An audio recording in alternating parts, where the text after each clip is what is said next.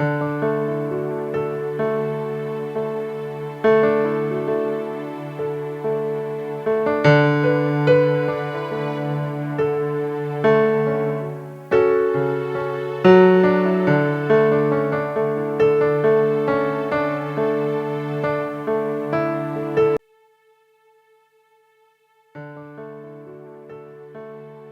உங்களுக்கு சொல்லக்கூடிய வார்த்தை என்னவென்றால், கடந்த நாட்கள் நான் தேவ சமூகத்தில், தேவ பிரசன்னத்தில் காத்திருந்த நேரத்தில் ஆண்டவர் என்னுடைய ஆவியில உணர்த்தின ஒரு வார்த்தை. யாத்திராகமத்தின் புத்தகம் 34வது அதிகாரம் 10வது வசனத்தினுடைய மைய பகுதி. அங்கே கர்த்தருடைய தாசனாகிய மோசேயை பார்த்து கர்த்தர் சொல்லுகிறார், உன்னோடு கூட இருக்கிற ஜனங்கள் எல்லாரும் கர்த்தருடைய செய்கையை காண்பார்கள். ஆமென், ஆமென், ஹல்லேலூயா.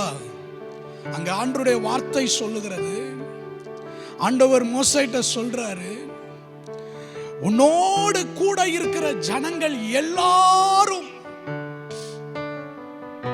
யாரை பார்ப்பாங்களா? யாருடைய செய்கையை பார்ப்பார்களா? அங்கே ஆண்டவருடைய வார்த்தை சொல்லுகிறது, கர்த்தருடைய செய்கையை பார்ப்பார்கள். இந்த 2026 நம்முடைய தனிப்பட்ட வாழ்க்கையில நாம் எதை பார்க்க போகிறோம் என்றால், கர்த்தருடைய செய்கையை பார்க்க போகிறோம். ஆமென். கர்த்தருடைய செய்கை எப்படி இருக்கும்? ஆண்டவருடைய வார்த்தை சொல்லுகிறது, அவருடைய பலத்த செய்கையை கண்டார்கள் என்று ஆண்டவருடைய வார்த்தை சொல்லுகிறது. ஆண்டவருடைய செய்கை எப்படி இருக்கும்? ஆண்டவருடைய வார்த்தை சொல்லுகிறது, மார்க்கு எழுதின சுவிசேஷம் 7வது அதிகாரம் 37வது வசனம், எல்லாவற்றையும் நன்றாய் செய்தார். எப்படி செஞ்சாரு? எல்லாவற்றையும் ஆண்டவர் நன்றா செஞ்சார். ஆண்டவருக்கு மகிமை உண்டாகட்டும். அப்ப ஆண்டவருடைய செய்கை, ஆண்டவருடைய செயல்பாடு நம்முடைய வாழ்க்கையில எப்படி இருக்கும்னா, ஆண்டவர் ஒரு காரியத்தை செஞ்சார்னா அதை நன்றாய் செய்வார். ஆமென், ஹல்லேலூயா. ஆண்டவர் செய்யறது நன்றாய் இருக்கும். ஆண்டவர் தான் உண்டாக்கின எல்லாவற்றையும் பார்க்கிறார். ஆதியாகமத்தின் புத்தகம் 1வது அதிகாரத்தில் கடைசி வசனம் சொல்லுகிறது, தாம் உண்டாக்கின எல்லாவற்றையும் பார்த்தார். அது எப்படி இருந்துச்சா? அது மிகவும் நன்றாய் இருந்தது. அப்ப ஆண்டவர் ஒரு காரியத்தை செய்யறாரு அப்படின்னா, அது ஆண்டவர் நன்றாய் செய்வார். ஆண்டவருக்கு மகிமை உண்டாகட்டும்.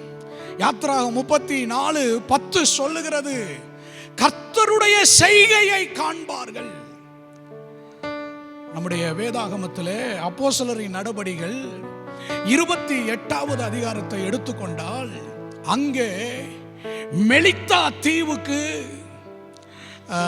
பவுல் போய் அங்க இறங்குறாரு. அந்த கப்பல் எல்லாம் உடைஞ்சு பிரயாணத்துல பயங்கர சேதம் உண்டாகி, அங்க வார்த்தை சொல்லுகிறது 27 கடைசி வசனத்துல, இவ்விதமா எல்லாரும் தப்பி கரை சேர்ந்தார்கள். கர்த்தருக்கு ஸ்தோத்திரம். அந்த மெலித்தா தீவுல போய் அவங்க இறங்குறாங்க. அங்கே ஆண்டவருடைய வார்த்தை சொல்லுகிறது, அவர்கள் காண்பித்த அன்பு கொஞ்சம் நஞ்சம் அல்ல. அது மழைக்காலமா இருந்துச்சு. அப்ப அந்த மழைக்காக, அந்த குளிருக்காக அவங்க என்ன பண்றாங்க? கர்த்தருக்கு ஸ்தோத்திரம். அங்கே இருக்கிற விறகுகளை எடுத்து அங்கே அனல் மூட்டி குளிர் காய்ந்து கொண்டு இருக்கிறாங்க. அப்ப பவுல் என்ன பண்றாரு? அவரும் அந்த குளிர்ல தன்னை காத்து கொள்றதுக்கு அங்க இருக்கிற சில விறகுகளை எடுத்து அவர் என்ன பண்றாரு? குளிர் காயறதுக்காக அந்த நெருப்புல கொண்டு போய் போடுறாரு. அப்படி அவர் அந்த விறகுகளை எடுத்து கொண்டு போய் போடும்போது என்னாச்சுன்னா வேத வார்த்தை அங்க சொல்லுகிறது, அந்த விறகுகளை எடுக்கிறப்ப அங்க இருந்த ஒரு விரியன் பாம்பு அவருடைய கையை கவ்வி பிடிச்சிருச்சான். என்ன பண்ணிருச்சான்? கையை கவ்வி பிடிச்சிருச்சான். வசனம் சொல்லுகிறது அங்க, நீங்க அந்த வசனத்தை கவனிச்சு பார்த்தா அந்த தீவார் எல்லாரும் பார்த்துக்கிட்டு இருக்கிறாங்க. அதை எல்லாரும் பார்த்துக்கிட்டு இருக்கிறாங்க. அவருடைய கையை கவ்வி பிடிச்சிருக்கிற அந்த விரியன் பாம்பை பார்த்த உடனே எல்லாரும் பவுலை பார்த்து சொல்றாங்க, இவன் மனுஷ கொலைபாதகன், இவன் இன்னும் கொஞ்ச நேரத்துல என்ன ஆயிடுவான்? செத்து போயிடுவான், வீக்கம் கொண்டு சடுதியிலே செத்து போவான்னு சொல்லி எல்லாரும் பார்த்துக்கிட்டு இருக்கிறாங்க. எல்லாரும் ஒரு முடிவுக்கு வந்துட்டாங்க. என்ன முடிவுக்கு? இவன் கொலைபாதகன், இவனை பாரு, இவன் கொஞ்ச நேரத்துல சாக போறான். அதுதான் இவனுடைய கையை விரியன் பாம்பு கவ்வி பிடிச்சிருச்சு. அந்த தீவார் எல்லாரும் எதிர்பார்த்துக்கிட்டே இருக்காங்க, இன்னும் கொஞ்ச நேரத்தில் என்ன ஆயிரும்? பவுல் லைஃப் அவ்வளவுதான், பவுல் முடிஞ்சிருவாரு, பவுல் செத்துருவாரு. அந்த தீவார் எல்லாரும் பார்த்துக்கிட்டே இருக்காங்க. இன்னைக்கு கூட நம்ம வாழ்க்கையில நமக்கு இருக்கிற போராட்டத்தை கண்டு, நமக்கு இருக்கிற உபத்திரவத்தை கண்டு, நமக்கு முன்பாக இருக்கிற சவாலை கண்டு, சில சத்துருவின் போராட்டத்தின் ஊடாக நம்ம சந்திக்கப்பட்டுக்கிட்டு இருக்கிறதுனால நம்மளை சுற்றில இருக்கிற ஜனங்கள் எல்லாம் ஒரு பார்வையில் நம்மளை பார்த்துக்கிட்டு இருக்கலாம். இவன் என்ன ஆயிடுவான்? இந்த வருஷம் முடிஞ்சிட்டான், இவன் சாப்டர் முடிஞ்சிச்சு, இவன் லைஃப் முடிஞ்சிச்சு, இவன் பிசினஸ் முடிஞ்சிச்சு. ஒருவேளை இந்த காலத்துல நாம் அப்படிப்பட்ட ஒரு பாதை ஊடாக நடக்கப்பட்டு கொண்டு இருக்கலாம், நடந்துகிட்டு இருக்கலாம். நம்ம லைஃப் முடிஞ்சிச்சு, நம்மளுடைய எதிர்காலமே அவ்வளவுதான். எல்லா பக்கமும் போராட்டம், எல்லா பக்கமும் நெருக்கம், எல்லா பக்கமும் அவமானம், எல்லா பக்கமும் உபத்திரவம். நம்மளை குறிச்சு நம்மளை சுற்றிலும் இருக்கிற ஜனங்கள் என்னென்னமோ பேசிக்கிட்டு இருக்கிறாங்க. கவனிங்க, என்ன நடந்துச்சுன்னா ஆண்டவருடைய வார்த்தை சொல்லுகிறது, அவனுக்கு ஒரு சேதமும் வரவில்லை. நான் தான் தப்பா நினைச்சிட்டேன், தப்பா சொல்லிட்டேன், உங்கள்கிட்ட தப்பா சொல்லிட்டேன். என்ன நடந்துச்சா? ஒரு சேதமும் வரலாம். அதுதான் கர்த்தருடைய செய்கை. ஹல்லேலூயா. சத்துரு நம்மளை கவ்வி பிடிக்கலாம், சத்துரு நம்மளை பின்தொடரலாம், சத்துரு நம்மை பலமாய் மோதி அடிக்கலாம், நம்மை விழுங்கும்படி நமக்கு எதிராக எழும்பி வரலாம். ஆனா கர்த்தருடைய செய்கை என்னன்னா, நமக்கு ஒரு சேதமும் இல்லாமல் நம்மை பாதுகாப்பதே கர்த்தருடைய செய்கை. நல்ல கரந்தட்டி கர்த்தரை தோத்திரம் பண்ணுங்க பார்க்கலாம். இந்த காலங்கள், இந்த நாட்கள் நாம் எதை பார்க்க போகிறோம்? நமக்கு தீங்கு நேரிடலாம், சத்துரு நமக்கு விரோதமா எழும்பி வரலாம், நம்ம வாழ்க்கையை கவ்வி பிடிக்கலாம், நம்ம குடும்பத்தை கவ்வி பிடிக்கலாம், நம்முடைய ஊழியத்தை கவ்வி பிடிக்கலாம். ஆனா என்ன கிடையாது, மன்னிச்சுக்கங்க உங்கள்ட்ட தப்பா சொல்லிட்டேன், ஒரு சேதமும் வராது. அதுதான் கர்த்தருடைய செய்கை.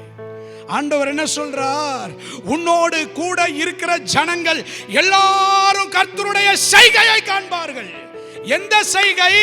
சத்துரு உன்னை கவ்வி கொண்டு இருக்கிறப்ப உனக்கு ஒரு சேதமும் இல்லாம, உனக்கு ஒரு ஆபத்தும் இல்லாம உன்னை நான் பாதுகாக்கிற ஒரு செய்கையை உன்னை சுற்றிலும் இருக்கிற ஜனங்கள் காண்பார்கள். விழுந்து போவாய் என்று நினைத்தவர்களுக்கு முன்பாக கர்த்தர் உன்னை எழுந்து நிற்க பண்ணுவார். ஆமென். உனக்கு சடுதி வந்து விட்டது, மனுஷ கொலைபாதகன் பாரு, சாவு அவனை விடல பாரு அப்படின்னு நினைச்சுக்கிட்டு எல்லாரும் எதிர்பார்த்துக்கிட்டு இருக்கிறப்ப வேத வார்த்தை சொல்லுகிறது, அவனுக்கு ஒண்ணுமே நேரிடல. அதுதான் கர்த்தருடைய செய்கை. இந்த 2026 ஒரு சேதமும் இல்லாமல் சத்துருவுக்கு நடுவில் நமக்கு ஒரு பந்தியை ஆயத்தப்படுத்தி நம்முடைய தலையை எண்ணெயினால் அபிஷேகிப்பார். அதுவே கர்த்தருடைய செய்கை. ஹல்லேலூயா, ஹல்லேலூயா. அங்க நடக்கிறத கண்டு கொஞ்ச நேரம் முன்னாடி வரைக்கும் இவன் மனுஷ கொலைபாதகவன், இவன் சடுதியில செத்துருவான்னு நினைச்சவங்க இப்போ ஒண்ணுமே அப்படி நடக்காததை கண்டு அங்க வேத வார்த்தை சொல்லுகிறது, அவர்கள் வேற சிந்தையாகி மனுஷ கொலைபாதகன்னு சொன்னவன் இப்ப என்ன சொல்றானா, இவனை தேவன்ற அந்த ஸ்டேஜுக்கு கொண்டு வந்துட்டான். அதுதான் கர்த்தருடைய செய்கை. ஹல்லேலூயா. கர்த்தர் நம்முடைய வாழ்க்கையில் அப்படிப்பட்ட பலத்த செய்கையை இந்த நாட்களிலே செய்வாராக. கரந்தட்டி கர்த்தரை தோத்திரம் பண்ணுங்க. ஆண்டவரே நான் நம்புறேன், ஆண்டவரே நான் நம்புறேன், ஆண்டவரே சொல்லுங்க வாய் திறந்து. நான் நம்புறேன் ஆண்டவரே, நான் விசுவாசிக்கிறேன் ஆண்டவரே. இன்னைக்கு என் வாழ்க்கையை சத்துரு பிடிச்சிருக்கலாம், சத்துரு என்னை முடக்கி இருக்கலாம், என் கையை செயல்பட விடாதபடி, என் கையின் பிரயாசத்தை நான் அனுபவிக்க முடியாதபடி, என் கையின் ஆசீர்வாதங்களை நான் சாப்பிட முடியாத சத்துரு என்ன சிறை பிடிச்சிருக்கலாம். ஆனா அந்த சிறையிருப்புக்கு நடுவுல ஒரு சேதமும் இல்லாமல் என்ன காக்க போகிறீரே, அதற்காக உமக்கு ஸ்தோத்திரம். ஆமென், ஆமென். அதுதான் கர்த்தருடைய செய்கை. அததான் ஆண்டவர் சொல்றார், உன்னோடு கூட இருக்கிற ஜனங்கள் எல்லாரும் எதை பார்ப்பாங்க? நான் செய்யறத பார்ப்பாங்க. நான் எப்படிப்பட்டதை செய்வேன்? உனக்கு ஒரு சேதமும் இல்லாம நான் உன்னை பாதுகாப்பேன். ஆமென் சொல்லுங்க. பவுலை ஏன் ஆண்டவர் பாதுகாத்தாரு? ஏன் அந்த விரியன் பாம்புக்கு ஆண்டவர் விடல? அவன் மேல ஒரு பெரிய தேவ திட்டம் இருந்துச்சு. அவனுக்குள்ள தேவனுடைய ப்ராஜெக்ட் அவனுக்குள்ள இருந்துச்சு. ஏன்னா அந்த கப்பல்ல உயிர் சேதம் வர மாதிரி இருக்கிறப்ப அங்க பவுல் எழுதுறாரு 27ல, என்னை ஆட்கொண்டவரும் நான் சேவிக்கிறவரும் ஆகிய தேவனுடைய தூதன் இந்த இரவு என்னிடத்தில் வந்து சொன்னாரு, நீ ராயனுக்கு முன்பாக நிக்கணும், நீ இன்னும் நிருபங்களை எழுதணும், இன்னும் நீ தேசத்துக்கு, தேவனுக்கு, தேவ ராஜ்யத்துக்கு நீ பிரயோஜனமா இருக்கணும். ஆண்டவர் யாருக்கு தெரியுமா தன்னுடைய செய்கையை செய்வார்? தேவனுடைய ராஜ்யத்துக்கு யார் பிரயோஜனமா இருக்கிறார்களோ அவர்களுக்குள்ளதான் கர்த்தருடைய செய்கை வெளிப்படும். ஆமென். நீங்க பக்கத்துல இருக்கவங்கள பார்த்து கேளுங்க, நீங்க ஆண்டவருடைய திட்டத்துக்கு இருந்தா, ஆண்டவருடைய ப்ராஜெக்ட் உங்க மேல இருந்துச்சுன்னா, ஆண்டவருக்காக செய்யற காரியம் உங்களுக்குள்ள இருந்துச்சுன்னா, நான் சொல்றேன், ஆண்டவர் ஒரு சேதம் இல்லாம ஆண்டவர் பாதுகாப்பார். ஆமென். ஆகவே இந்த 2026ல நான் உங்களுக்கு சொல்ற ஒரு வார்த்தை என்ன தெரியுமா? கர்த்தருக்காக வாழ ஒப்பு கொடுத்துருங்க. ஆண்டவரே நான் உமக்காக வாழ்வேன், ஆண்டவரே நான் உம்முடைய ராஜ்யத்துக்காக வாழ்வேன், ஆண்டவரே நான் உம்முடைய சுவிசேஷத்துக்காக வாழ்வேன், ஆண்டவரே உமக்கு பிரயோஜனமா வாழ்வேன், ஆண்டவரே. எனக்குள்ள ஆண்டவருடைய திட்டம் இருக்கா? ஆண்டவருடைய ப்ராஜெக்ட் எனக்குள்ள இருக்கா? ஆண்டவருடைய காரியம் எனக்குள்ள இருக்கா என்னன்னு தெரியல. ஆனா இன்னைக்கு ஆண்டவரே, இந்த வருஷத்துல ஆண்டவரே உம்முடைய திட்டத்திற்கு, உம்முடைய காரியத்திற்கு, உம்முடைய சுவிசேஷத்திற்கு என்ன நான் ஒப்பு கொடுக்கிறேன்னு ஒப்பு கொடுத்துருங்க. பவுல் மேல ஆண்டவருடைய ப்ராஜெக்ட் இருந்துச்சு. இன்னும் பவுல் ஆண்டவருக்காக செய்ய வேண்டிய காரியம் இருந்துச்சு. அதனாலதான் ஆண்டவர் என்ன பண்ணாரு? சத்துருடைய கையில மனுஷர்களுடைய எண்ணங்களுக்கு, மனுஷர்களுடைய பேச்சுக்கு, மனுஷர்களுடைய அகம்பாவங்களுக்கு கர்த்தர் பவுலை ஒப்பு கொடுக்காம தன்னுடைய செய்கையை விளங்க பண்ணினார். ஆமென் சொல்லுங்க. இந்த நாட்கள் ஆண்டவர் அந்த கிருபைகளை நமக்கு தந்து ஆண்டவர் நம்மை நடத்துவாராக. ஒரு நிமிஷம் ஆண்டவருடைய கரத்துல நம்ம ஒப்பு கொடுப்போமா? இருக்கிற இடத்துல எல்லாரும் எழும்பி நின்று, இருக்கிற இடத்துல ஆண்டவருடைய பிரசன்னத்துல எல்லாரும் எழும்பி நின்று, ஸ்தோத்திரம் ஆண்டவரே, ஸ்தோத்திரம் ஆண்டவரே. அப்படியே உங்க 2 கையை ஆண்டவர்கிட்ட உயர்த்தி, ஆண்டவரே இந்த 2026ல நான் உமக்காக வாழணும் ஆண்டவரே, உமக்காக வாழணும் ஆண்டவரே, உங்க ராஜ்யத்துக்காக வாழணும் ஆண்டவரே. நான் தண்ணி குடிக்கிறேன்னா அது என் தாகத்துக்குன்னு ஒரு பக்கம் இருந்தாலும் உமக்காக வாழணுன்றதுக்காகவே ஆண்டவரே என்னை ஒப்பு கொடுக்கிறேன். ஆண்டவரே, இது வரைக்கும் நான் உமக்காக வாழ்ந்த நான் தெரியல ஆண்டவரே, ஆனா இந்த நாட்கள்ல உமக்காக வாழ என்னை ஒப்பு கொடுக்கிறேன். ஆண்டவரே, என்னை ரட்சித்ததுக்கு ஒரு நோக்கம் இருக்குமே ஆண்டவரே, என்னை தெரிந்து கொண்டதுக்கு ஒரு நோக்கம் இருக்குமே ஆண்டவரே, என்னை அழைத்து கொண்டு வந்ததற்கு ஒரு நோக்கம் இருக்குமே ஆண்டவரே, உங்க திட்டத்துக்கு என்னை ஒப்பு கொடுக்கிற ஆண்டவரே, உண்மை உள்ளவன் என்று எண்ணி எங்களை இந்த கனமான ஊழியத்துக்கு அழைத்தீரே. இந்த 2026ல நான் உமக்காக வாழ என்னை ஒப்பு கொடுக்கிற ஆண்டவரே, எனக்கு தந்திருக்கிற நேரத்துல கொஞ்ச நேரமாச்சும் ஆண்டவரே உம்முடைய ராஜ்யத்துக்கு பிரயோஜனமாய் வாழ்வதற்கு என்ன நான் ஒப்பு கொடுக்கிற ஆண்டவரே, என்ன நான் ஒப்பு கொடுக்கிற ஆண்டவரே, என்ன நான் ஒப்பு கொடுக்கிற ஆண்டவரே, எங்களை ஒப்பு கொடுக்கிற ஆண்டவரே. ஜெபம் பண்ணுங்க, ஆண்டவரே ஒப்பு கொடுத்து ஜெபம் பண்ணுங்க. பவுல் மேல உங்க ப்ராஜெக்ட் இருந்துச்சு ஆண்டவரே, பவுலுக்குள்ள உங்க திட்டம் இருந்துச்சு ஆண்டவரே, ஆண்டவரே உம்மை குறித்த ஊழியம் இருந்துச்சு ஆண்டவரே. பவுல் வந்து உம்முடைய நாமத்திற்காக தெரிந்து கொண்ட பாத்திரம் ஆண்டவரே, ராயனுக்கு முன்பாக அவன் நிற்க வேண்டும் என்பதற்காக அந்த மெலித்தா தீவில ஆண்டவரே அந்த விரியன் பாம்புக்கு தப்புவித்த கர்த்தர் ஸ்தோத்திரம். எங்களை ஒப்பு கொடுக்கிற ஆண்டவரே, எங்களை ஆண்டவர் தொடர்ந்து நடத்துவீராக.